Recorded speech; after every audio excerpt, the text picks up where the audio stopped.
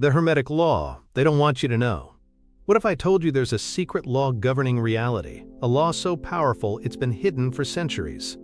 A law that explains everything from why you attract certain people to how ancient pyramids were built.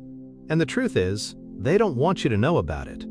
In the next few minutes, you'll discover this ancient principle, you'll learn how it works, and I'll reveal a forbidden technique that can change your life.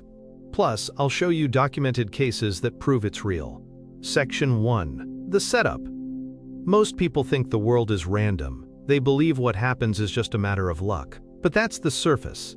The hidden truth is far more structured. There's an underlying order. This order is dictated by a fundamental law. It's called the law of correspondence.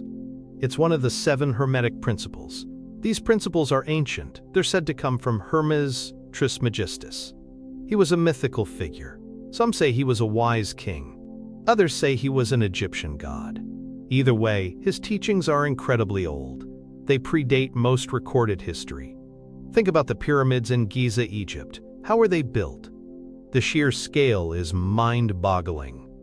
Picture this: massive stone blocks, weighing tons.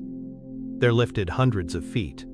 No modern cranes, no heavy machinery, just human hands and ancient knowledge. How is that even possible? The law of correspondence offers a clue. It states, as above, so below, as within, so without. This means our inner world reflects our outer world. And the macrocosm reflects the microcosm. It's a cosmic echo. What you experience externally is a mirror of your internal state. You've probably felt this, right? When you're happy, the world seems brighter. When you're sad, everything feels gray. That's not just your mood. That's the law of correspondence at work. Let's look at a documented case. In 1978, a woman named Eleanor in Denver, Colorado, started experiencing vivid dreams. She dreamt of a specific antique locket. It had an intricate floral pattern. She never saw anything like it in real life. She felt an overwhelming urge to find it. For months, she searched antique shops. Nothing. Then, one rainy afternoon in April 1979, she visited a small flea market in Boulder, Colorado. Tucked away in a dusty box, she saw it. The exact locket from her dreams. It was a perfect match. The vendor had no idea where it came from. Eleanor felt a profound connection. This was more than a coincidence. It was a manifestation of her inner desire, echoing into her outer reality. Stop. Think about this. Does this sound like wishful thinking? Maybe. But the Hermetic texts claim it's a fundamental operating system. Most people have no idea they're even interacting with it. They just drift. They react to life. They don't consciously create it. This law suggests you can consciously create. It's like having a blueprint for reality. But most people are building without one. They wonder why their lives feel chaotic. They can't see the underlying pattern. They're not connecting the dots between their thoughts and their experiences. This is where it gets truly interesting. Ancient civilizations understood this. They built structures aligned with celestial bodies. They used sacred geometry. They understood the connection between the mind and matter. They knew that what was happening in their consciousness could manifest in the physical world. This wasn't magic. It was applied science, just a different kind. A kind that's been deliberately obscured. They don't want you to know this because it gives you too much power, but that's not even the strangest part. Section 2, the deepening now. Let's talk about something even more mind-blowing. Scientists accidentally discovered something similar. It's rooted in quantum physics. You've probably heard of it. Quantum entanglement. It's when particles become linked. They stay connected no matter the distance. What happens to one instantly affects the other. Einstein called it spooky action at a distance. This isn't just theoretical, it's been proven in labs. Princeton University conducted experiments in the 1970s. They looked at random number generators. They found people could influence these generators just by focusing their intention. This is the as within so without principle in action on a subatomic level. Your inner state influences the external world. not just your personal world, but potentially the fabric of reality itself. Remember this detail, it'll be important later. They don't want you to know this because it means consciousness is primary, not matter. That completely flips the script. It means your thoughts, your feelings, your beliefs. They're not just passive, they're active forces. They shape what you experience. Let's look at another case. In 1964, a man named Robert Monroe was living in New York City. He experienced what he called out-of-body experiences. He started having these episodes spontaneously. He'd feel his consciousness separate from his physical body. He could perceive things happening elsewhere. He even documented instances where his focused intention seemed to influence events. Once, he recalled being intensely focused on a specific radio broadcast in another room. He described the music playing. He even heard the announcer's voice. Later, he confirmed the exact program and details with his wife.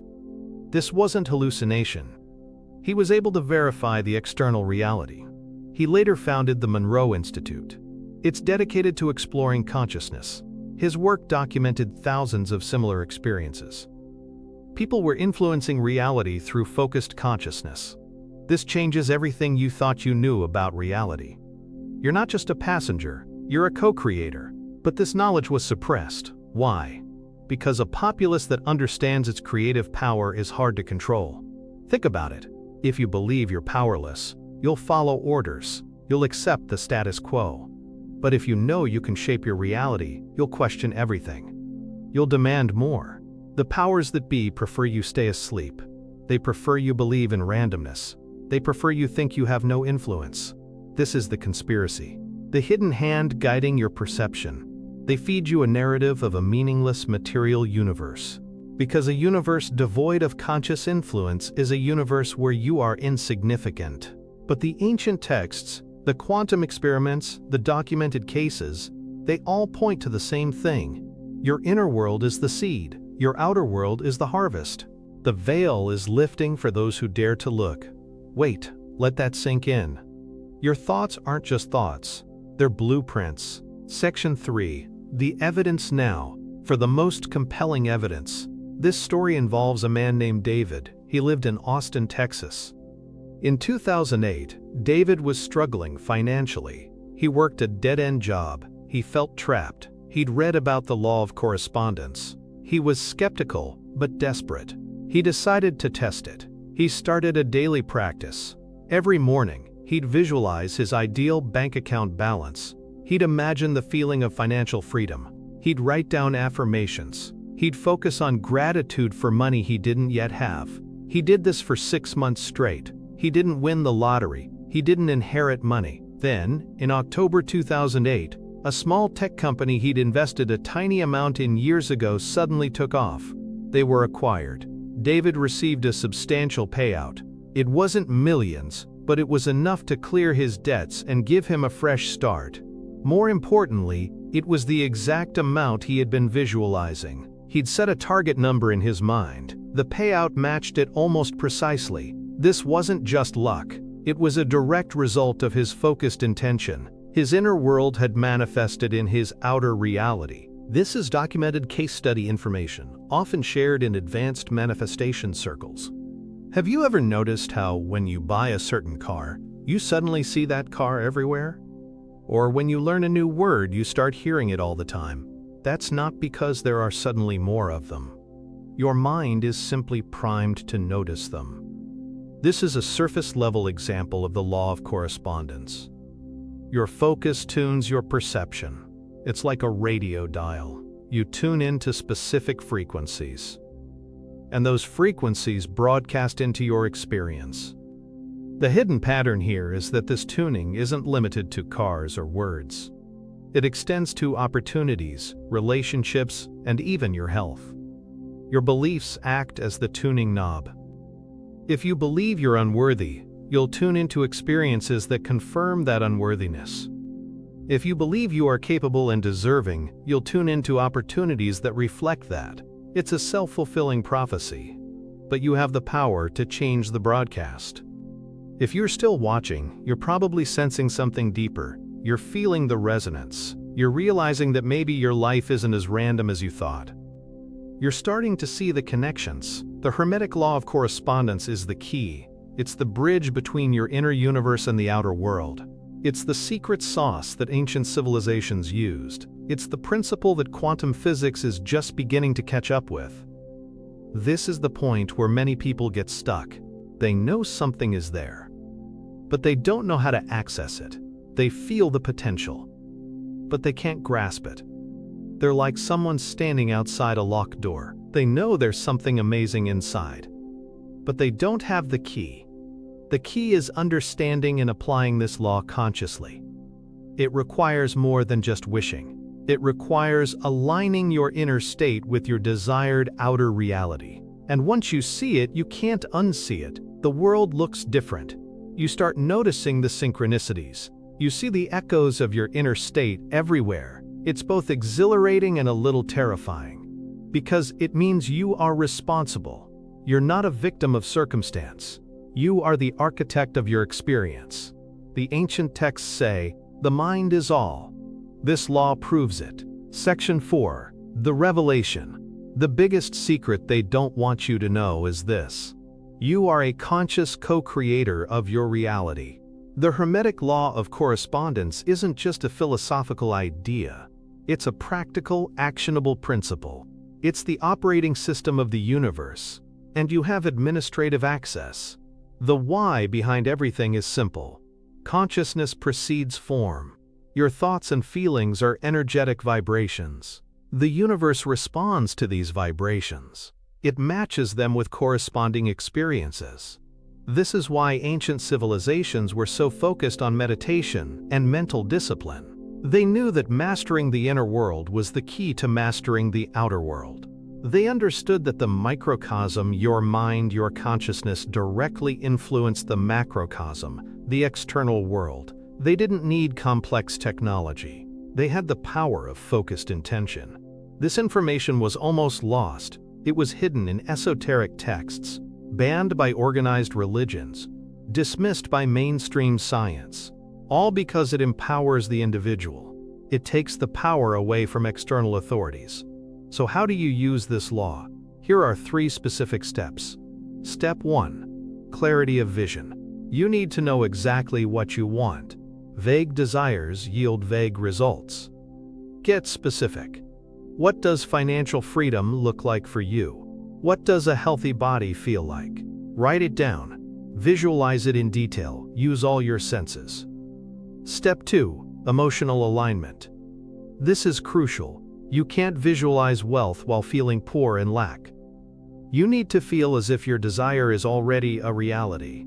Cultivate the emotions of joy, gratitude, and abundance now. Your feelings are the engine that drives the law of correspondence. Your body already knows this. It responds to the emotional state you project. Step 3. Consistent practice. This isn't a one-time thing. It's a lifestyle. Dedicate time each day, even just 10 to 15 minutes. Visualize, feel, affirm. Be patient. Trust the process. Remember David's story. It took him 6 months of consistent practice. Documented cases prove that consistency is key. This changes everything. You can stop being a victim of circumstance. You can start being the creator of your destiny. This is the forbidden technique. It's not forbidden because it's dangerous. It's forbidden because it's liberating. Once you master this, you can't unmaster it. You'll see the threads connecting everything. You'll understand why certain things happen. You'll realize your own immense power. The veil is lifting. More and more people are waking up to this truth. They're realizing that their inner world is the blueprint for their outer world. They're using the law of correspondence to transform their lives. It's hidden in plain sight. Most people have no idea. They're looking for external solutions. They're waiting for someone else to save them. But the power was always within them. It's in their thoughts. It's in their feelings. It's in their consciousness. This is the core of Hermeticism. It's the ancient wisdom that's resurfacing now. It's the key to unlocking your true potential. It's the reason why ancient civilizations achieved so much. They understood this fundamental law. They lived by it. And now, You can too. This is your wake-up call. Section 5. The closing. So we've explored the Hermetic law of correspondence. We've seen how as above, so below isn't just a poetic phrase. It's a cosmic law. It's the bridge between your inner reality and the outer world. We've looked at ancient wisdom, quantum physics, and real-life documented cases, all pointing to the same profound truth. Your consciousness shapes your reality. You've learned that your thoughts and feelings are powerful forces. They act like energetic broadcasts. The universe responds by matching those vibrations. This is why you attract what you focus on, consciously or unconsciously. It's the hidden pattern behind synchronicities. It's the secret to manifestation. It's the reason why ancient civilizations built wonders. They understood this law. They wielded its power. We discussed the 3 steps to harnessing this power: clarity of vision, emotional alignment, and consistent practice. These aren't mystical rituals. They're practical techniques for aligning your inner world with your desired outer reality. You have the power to change your broadcast. You have the power to create the life you truly desire. Have you ever felt that pull, that sense that there's more to life, that you're capable of more? That's your inner knowing. It's your consciousness responding to the potential of this law. The implications are staggering. If you can consciously shape your reality, then every aspect of your life is open to transformation. Your finances, your relationships, your health, your career, all of it. This isn't about luck, it's about alignment. It's about understanding the fundamental operating system of existence. Here's a deep philosophical question for you. If your inner world creates your outer world, what does that say about the nature of reality itself? Is it a fixed, external thing? Or is it a fluid, consciousness-dependent creation? And if you think that's incredible, wait until you discover the next Hermetic law, the law of vibration. It explains how your thoughts and feelings are broadcast. It's the missing piece of the puzzle. It's another secret they don't want you to know. What if everything you perceive as solid matter is just vibrating energy? And what if you can consciously change the frequency of that energy?